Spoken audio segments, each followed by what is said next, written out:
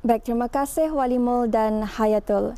Bismillahirrahmanirrahim. Assalamualaikum warahmatullahi wabarakatuh. Selamat pagi dan salam sejahtera Auda.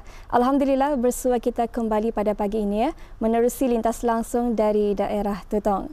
Dan Auda, untuk perkongsian bersama ni keadaan cuaca di daerah Tutong dalam keadaan yang hujan lebat pada pagi ini.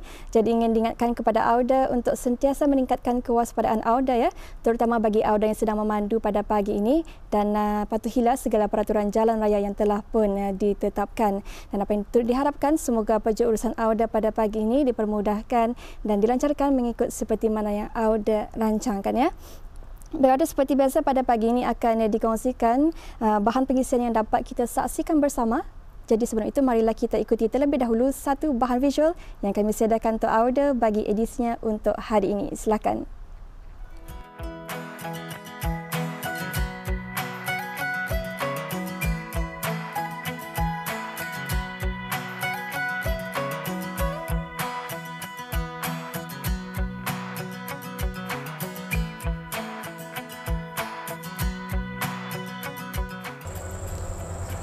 Bismillahirrahmanirrahim. Assalamualaikum warahmatullahi wabarakatuh. Auda penonton, tahukah Auda mengenai dengan tanaman ini? Dan tahukah Auda apakah nama tanaman ini? Baik, ini adalah tanaman moringa yang mana ia mempunyai banyak manfaat dari segi khasiat untuk kesihatan tubuh badan kita ni, dan boleh diproses menjadi pelbagai produk seperti saja produk untuk diminum, dimakan dan sebagainya. Dan menerusi pakej program kali ini, saya bawa Auda mengenai dengan tanaman moringa. Pokok moringa yang dipercayai berasal dari benua kecil India dan digunakan secara meluas di kebanyakan negara Asia Tenggara, dikatakan sebagai miracle tree atau pokok ajaib kerana setiap bahagian pokok tersebut amat bermanfaat untuk dikonsumsi. Secara saintifiknya, ia disebut Moringa oleifera dan tergolong daripada keluarga Moringaceae. Di negara ini, ia lebih dikenali sebagai merunggai atau pokok kelor. Sesetengah masyarakat turut menyebutnya merunggai, rambunggai atau lemunggai. Di kawasan kemajuan pertanian KKP Kampung Sinaut, saya berkesempatan untuk bersua bersama Jun Hong Lim, pemilik Mori Farm yang mengusahakan tanaman moringa sejak tahun 2017. So, moringa ni actually ada banyak manfaat.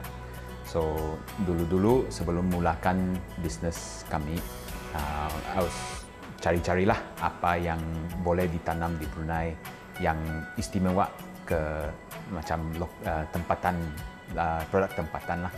So, sudah jumpa dengan moringa ni, is actually a local superfood pulang. Superfood yang lokal. So, banyak manfaat, banyak nutrisi dan banyak mineral. So, dari itu terus tanam di sinilah, di Sinaut. Dengan keluasan 8 ekar tapak tanaman moringa, sebanyak 4,000 pohon ditanam dengan menggunakan kaedah amalan permakultur atau permaculture practices, iaitu suatu kaedah yang memanfaatkan alam semula jadi untuk membangunkan sistem pertanian sinergi berdasarkan kepelbagaian tanaman bagi mewujudkan pertumbuhan ekosistem pertanian secara mandiri dan mampan. Tanaman moringa ini juga mudah untuk ditanam dan dijaga kerana ia dapat hidup pada pelbagai jenis tanah dan tahan pada pelbagai jenis cuaca, termasuk cuaca panas, selain hanya mengambil masa dalam 6 bulan untuk ia tumbuh dan dapat dituai daunnya. Tambahan pula, pokok moringa tidak mempunyai perosak utama yang boleh mengganggu tumbesaran tanaman tersebut. Baik, jadi mungkin boleh kongsikan apakah cabaran dalam penanaman moringa ini? So, cabaran ada banyak pulang dari hari pertama. So, seterusnya macam cabaran cuaca, serangga, penyakit. So, cuaca maksudnya pun di sini telah banjir pulang. Banjir pun kuat panas. So, kedua-duanya macam jadikan daun moringa ni macam ada sikit kuning di sini sana lah. So, boleh tengok di sini sepohon moringa kan pun ada daun kuning. So, ini pokok moringa ni macam ada sikit sensitif lah.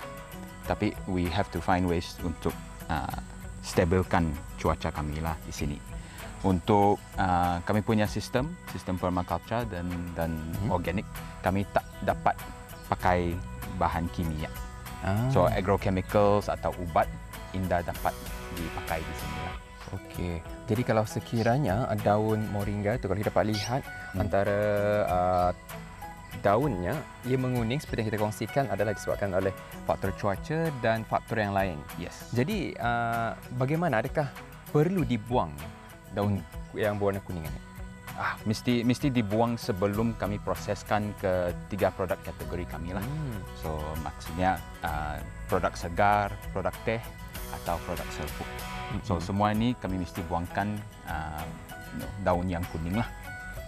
So kami punya produk mesti berkualiti lah, indah dapat campur-campur lah dengan daun yang indah bagus. Macam baik, jadi saya difahamkan salah satu cara ataupun teknik untuk membuang daun kuningnya ni ataupun daunnya yang mengering betul adalah dengan menggoncang saja pokoknya. Seperti contoh kita boleh lihat di sini, kita goncang, lihat. Daun-daun yang kuning ataupun yang tidak baik itu ia gugur sendirinya. Yes. Itu salah satu teknik yang diajarkan menerusi penanaman moringa ini. Dan juga mungkin bis kita boleh kongsikan daripada tanaman moringa ini, adakah setelah ia dituai ataupun di-harvest, pokoknya akan mati ataupun ia sebenarnya akan sentiasa tumbuh? Sentiasa tumbuh semula lagi. Setiap kali kami tebang terus atau ambil batangnya, boleh tumbuh semula lagi lah. Ya. Jadi kalau kita lihat di sana pun banyak juga tanaman moringa dan mungkin habis kita boleh bawa seksan. Okey.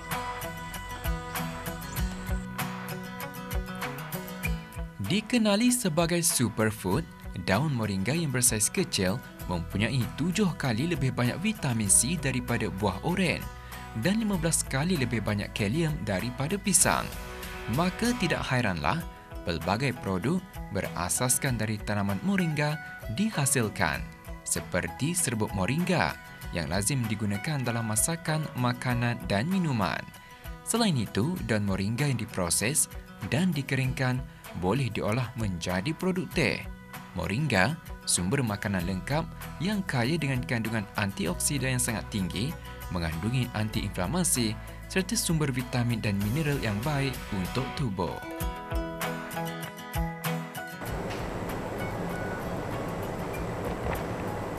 Ya, sudah penonton, memang tidak dinafikan moringa mempunyai banyak khasiat yang baik untuk tubuh badan. Antaranya, ia mengandungi zat besi 3 kali ganda lebih tinggi daripada bayam dan juga antaranya juga mengandungi kalsium yang difahamkan ia mengandungi 6 kali ganda lebih tinggi daripada susu.